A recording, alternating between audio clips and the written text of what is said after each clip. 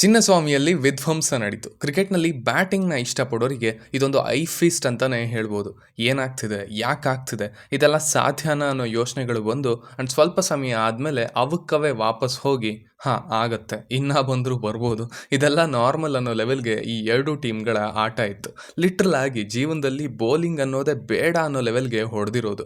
Even Pat Cummins ಕೂಡ ಹೇಳಿದರು, ಇದನ್ನು ನೋಡಿ ನಾನು ಬ್ಯಾಟ್ಸ್ಮನ್ ಆಗಿದ್ರೆ ಚೆನ್ನಾಗಿರ್ತಿತ್ತು ಅಂತ ಅನಿಸ್ತಾ ಇದೆ ಅಂತ. ಬೌಲರ್ಸ್ಗಂತೂ ನೈಟ್ ಮೇರ್ ಅಂತಾನೆ ಹೇಳಬೇಕು. ಆಲ್ಸೋ ಕಮಿನ್ಸ್ ಪಿಚ್ನ ಚೆನ್ನಾಗಿ ರೀಡ್ ಮಾಡಿದ್ರು. ಇನ್ನು ಮ್ಯಾಚ್ ಶುರು ಆಗೋ ಮೊದಲೇನೆ ಪಿಚ್ ರಿಪೋರ್ಟರ್ಸ್ ಏನೇ ಹೇಳಿದ್ರು ಕೂಡ ಇಲ್ಲಿ 240 ಪಾರ್ ಸ್ಕೋರ್, ಸೊ ಹಾಗಿದೆ ಈ ಪಿಚ್ ಅಂತ ಅವ್ರು ಹೇಳಿದ್ರು. ಅಂಡ್ ಹಂಗೆ ಆಯಿತು ಕೂಡ. ಮೇ ಬಿ ಅದರಿಂದಾನೇ ಏನೋ ಫಸ್ಟ್ ಬಾಲಿಂದಾನೇ ಹೊಡೆಯೋಕೆ ಸ್ಟಾರ್ಟ್ ಮಾಡಿದ್ದು ಅನ್ಸುತ್ತೆ. SRH ಬ್ಯಾಟಿಂಗ್ ಮಾಡೋದಕ್ಕೆ ಬಂದರು, ಆದರೆ ಟ್ರೆವಿಸ್ ಹೆಡ್ ಮಾತ್ರ ದಂಡಯಾತ್ರೆ ಮಾಡೋದಕ್ಕೆ ಬಂದದ್ದು.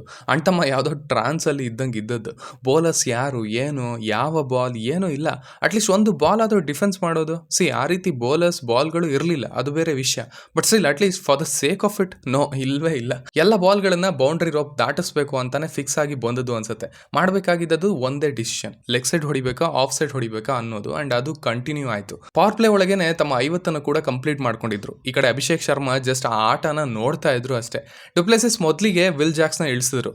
ಇಬ್ರು ಲೆಫ್ಟ್ ಹ್ಯಾಂಡ್ ಬ್ಯಾಟ್ಸ್ಮನ್ ಇರೋದ್ರಿಂದ ಅದು ಮೊದಲ ಓವರ್ ವರ್ಕ್ ಆಯಿತು. ಬಟ್ ನಂತರ ಇವರು ಇದ್ದ ಮೈಂಡ್ ಸೆಟ್ಗೆ ಯಾವ ಬಾಲ್ ಕೂಡ ವರ್ಕ್ ಆಗ್ತಿರ್ಲಿಲ್ಲ. ಎಷ್ಟೇ ಬೌಲಿಂಗ್ ಚೇಂಜಸ್ ಮಾಡಿದ್ರು ಅದು ನಡೀಲಿಲ್ಲ.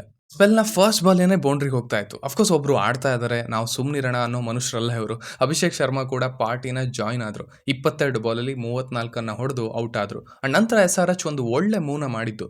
ನಂಬರ್ 3ನಲ್ಲಿ ಕ್ಲಾಸನ್ನು ಕಳಿಸಿದ್ರು. ಇನ್ನ ಓವರ್ಸ್ ಇದ್ವು, ಸ್ಕೋರ್ ಕೂಡ ಬಂದಿತ್ತು. ಬಟ್ ಅವರ ಅಪ್ರೋಚ್ ಬೇರೆ ಇತ್ತು ಕಂಪೇರೇಟಿವ್ಲಿ. ಔಟ್ ಆಗಿದ್ರೆ ಅಕಸ್ಮಾತ್ ಕ್ಲಾಸನ್ ಅಂತ ಹೆದರ್ಲಿಲ್ಲ. ಅಂಡ್ ಅದು ಹೆಲ್ಪ್ ಆಯಿತು ಕೂಡ. ಈ ಕಡೆ ಹೆಡ್ ಹೊಡಿತಾ ಇರೋ ತನಕ ಅವ್ರಿಗೆ ಸಾಥ್ ಕೊಟ್ಟರು ಕ್ಲಾಸನ್. ಅಂಡ್ ಅವರು ಔಟ್ ಆದಮೇಲೆ ತಾವು ಶುರು ಹಚ್ಕೊಂಡ್ರು. ಹೆಡ್ದು 100 ಕೂಡ ಆಯಿತು. 41 ಬಾಲಲ್ಲಿ 102 ರನ್. ಆ ರೇಟ್ ಕಮ್ಮಿ ಆಗಲೇ ಇಲ್ಲ. ಓಕೆ, ಇಷ್ಟು ಹೊಡ್ತಿದ್ದೀನಿ, ಸಮಾಧಾನ ಮಾಡ್ಕೊಳ್ಳೋಣ, ನೋವೇ ಚಾನ್ಸೇ ಇಲ್ಲ. ಬಿಟ್ಟಿದ್ರೆ ಇವತ್ತು 175 ರನ್ ಪಕ್ಕಾ ಮಟಾಶ್, ಅದಂತೂ ಗ್ಯಾರಂಟಿ. ಇನ್ನು ಹೆಡ್ ಔಟ್ ಆದಮೇಲೆ ಮಾರ್ಕ್ರಮ್ ಬಂದರು, ಅವರು ಕೂಡ ಶುರು ಮಾಡಿದ್ರು. ಈ ಕಡೆ ಕ್ಲಾಸನ್ 31 ಬಾಲಲ್ಲಿ 67 ರನ್ ಹೊಡೆದ್ರು. 2 4 7 ಸಿಕ್ಸರ್. ಅವರ ಸಿಕ್ಸರ್ ನೋಡೋದೇ ಮಜಾ. ತುಂಬಾ ಈಸಿಯಾಗಿ ಹೊಡಿತಾರೆ, ಕ್ಲೀನಾಗಿ ಹೊಡಿತಾರೆ. ಕ್ಲಾಸನ್ ಔಟ್ ಆದಮೇಲೆ ಸ್ವಲ್ಪ ಹೋಪ್ ಬಂತು. ಓಕೆ, ಮೇ ಬಿ ರೆಕಾರ್ಡ್ ಮುರಿದೇನೆ ಇರಬಹುದು ಅಂತ. ಬಟ್ ಅಲ್ಲಿ ಮತ್ತೊಂದು ಸರ್ಪ್ರೈಸ್ ಕಾದಿತ್ತು. ಅಬ್ದುಲ್ ಸಮದ್ 10 ಬಾಲಲ್ಲಿ 37. ಟಾಪ್ಲಿ ಓವರಲ್ಲಂತೂ 3 4 2 ಸಿಕ್ಸರ್ ಹೊಡೆದದ್ದು. ಅಂಡ್ ಈಗ ನೆನೆಸ್ಕೊಂಡ್ರೆ ಅದೇನೇ ಡಿಫ್ರೆನ್ಸ್ ಆಗಿದ್ದು ಕೊನೆಗೆ. ಸೊ ಈ ಒಂದು ಭಯಂಕರ ಕೇಮಿಯೋಯಿಂದ SRH ಅವರದ್ದೇ ರೆಕಾರ್ಡ್ 277 ರನ್ ಅದನ್ನು ದಾಟಿ 287 ರನ್ನನ್ನು ಮಾಡಿತ್ತು. ಬೌಲಿಂಗ್ ಕಡೆ ಏನು ಹೇಳೋದು, ಪಾಪ 4 ಜನ 50 ರನ್ನ ಹೊಡೆಸ್ಕೊಂಡ್ರು. ಅದರಲ್ಲಿ ಇಬ್ರು 60 ದಾಟಿದ್ರು. ವೇರಿಯೇಷನ್ಸ್ ಕೂಡ ತುಂಬಾ ಪ್ರೆಡಿಕ್ಟಬಲ್ ಆಗಿದ್ವು. ಆಫ್ ಕಟರ್ಸ್ ಯಾವುವು ಒಳಗೆ ನುಗ್ತಾನೆ ಇರಲಿಲ್ಲ. ಇನ್ಫ್ಯಾಕ್ಟ್ ಹೇಗನಿಸ್ತು ಅಂದ್ರೆ, ಹೆಂಗಿದ್ರು ಹೀಗೆ ಹೊಡಿತಾ ಇದ್ದಾರೆ, ಸುಮ್ಮನೆ 11 ಜನ ಬ್ಯಾಟ್ಸ್ಮನ್ಗಳನ್ನೇ ಆಡಿಸಿದ್ರೆ ಚೆನ್ನಾಗಿತ್ತು ಅನ್ನೋ ಲೆವೆಲ್ಗೆ ಅವರು ಬಾಲನ್ನು ಮಾಡಿದ್ರೆ ಮೇ ಬಿ ಇನ್ನೊಂದು 30-40 ರನ್ ಹೆಚ್ಚಿಗೆ ಬಂದಿರೋದು. ಬಟ್ ಅದು ಕೂಡ ಆಲ್ಮೋಸ್ಟ್ ಸಿಮಿಲರ್ ಅನ್ನೋ ಥಾಟ್. ಇನ್ನು ಈ ಕಡೆ ಇದನ್ನ ಚೇಸ್ ಮಾಡೋದಕ್ಕೆ ಬಂದದ್ದು RCB. ಅಂಡ್ ಆ ಚೇಸ್ನ ನೋಡಿ ಖುಷಿ ಆಗೋಯ್ತು. ಯಾವಾಗಲೂ ಹೇಳ್ತಾ ಇರ್ತೀವಿ, ಸೋಲೋದು ಓಕೆ, ಅಟ್ಲೀಸ್ಟ್ ಒಂದು ಫೈಟ್ ಕೊಡಿ ಅಂತ. ಅಂಡ್ ಇವತ್ತು ಅದು ಆಯಿತು ಅಂತ ಹೇಳ್ಬೋದು. ಪಾಪ್ ಲೈನಲ್ಲಿ ಬಂದಂಗೆ ಟಾರ್ಗೆಟ್ ಮಾಡಿದ್ದು ಕೊಹ್ಲಿ ಹಾಗೆ ಫ್ಯಾಫ್. ಟಾರ್ಗೆಟ್ ದೊಡ್ಡ ಇದೆ, ಹಾಗಂತ ನಾವು ಸುಮ್ಮನೆ ಅಂತೂ ಹೋಗಲ್ಲ ಅನ್ನೋದನ್ನ ಆಲ್ರೆಡಿ ಬರ್ದಾಗಿತ್ತು ಅವರ ಆಟದಿಂದ. ಪಾಪ್ ಲೈನಲ್ಲಿ 79 ರನ್ ಬಂತು. ಇದು RCBಯ ಹೈಯೆಸ್ಟ್ ಇಲ್ಲಿ ತನಕ. ಚೇಸ್ ಆನ್ ಆಗಿತ್ತು. ಬಟ್ ನಂತರ ಕಮಿನ್ಸ್ ಮಾರ್ಕಂಡೇನ ಇಳಿಸಿದ್ರು. ನಮಗೆ ಗೊತ್ತಿದೆ, ಲೆಗ್ ಸ್ಪಿನ್ನರ್ ಸ್ಪೆಷಲಿ ಅವರ ಗೂಗ್ಲಿಗಳು ವೀಕ್ನೆಸ್ ಸ್ವಲ್ಪ ಕೊಹ್ಲಿಗೆ ಅಂತ. ಅದು ಬೇರೆ ಈಗ ಫುಲ್ ಫ್ಲೋನಲ್ಲಿ ಇದ್ರು, ಎಲ್ಲರನ್ನ ಟಾರ್ಗೆಟ್ ಮಾಡ್ತಾ ಇದ್ರು, ಮಾಡಬೇಕಿತ್ತು ಕೂಡ. ಸೊ ಆ ನಿಟ್ಟಿನಲ್ಲಿ ಮಾರ್ಕಂಡೆ ಗೂಗ್ಲಿಗೆ ಔಟ್ ಆದ್ರು. 20 ಬಾಲಲ್ಲಿ 42. ಏನು ಡಿಫ್ರೆನ್ಸ್ SRH ಹಾಗೆ RCB ಬೌಲರ್ಸ್ಗೆ ಅಂದ್ರೆ ಇದೆ, ಇಬ್ರು ಹೊಡೆಸ್ಕೊಂಡ್ರು. ಬಟ್ SRH ಬೌಲರ್ಸ್ ರೆಗ್ಯುಲರ್ ಇಂಟರ್ವಲ್ಸ್ ನಲ್ಲಿ ವಿಕೆಟ್ ಗಳನ್ನ ತೆಗೆದ್ರು. ಅಂಡ್ ಅದು ಹೆಲ್ಪ್ ಆಯ್ತು ಅವರಿಗೆ. ನಂತರ 6ರಿಂದ 10 ಓವರ್ ಒಳಗಡೆ 5 ವಿಕೆಟ್ ಏನೋ ಹೋದ್ವು. ಈ ಕಡೆ ಫ್ಯಾಫ್ ಒಂದೇ ಫ್ಲೋನಲ್ಲಿ ಆಡ್ತಾ ಇದ್ರು. ವಿಲ್ ಜಾಕ್ಸ್ ಅನ್ಲಕ್ಕಿ ರನ್ಔಟ್ ಆದ್ರು. ಪತಿದಾರ್ ಮತ್ತೆ ಆಡಲಿಲ್ಲ, ವಿಕೆಟ್ನ ಕೈ ಚೆಲ್ಲಿ ಹೋದ್ರು. ಅಂಡ್ ಅಲ್ಲಿಗೆ ಚೇಸ್ ಹಿಂದೆ ಬಿತ್ತು. ಗೆಲ್ಲಲ್ಲ ಅನ್ನೋದು ಕನ್ಫರ್ಮ್ ಆಗಿತ್ತು. ಬಟ್ ನಂತರ ಈ ಮುಳುಗ್ತಾ ಇರೋಂಥ ಶಿಪ್ಪನ್ನು ಎತ್ತಿದ್ದು ದಿನೇಶ್ ಕಾರ್ತಿಕ್.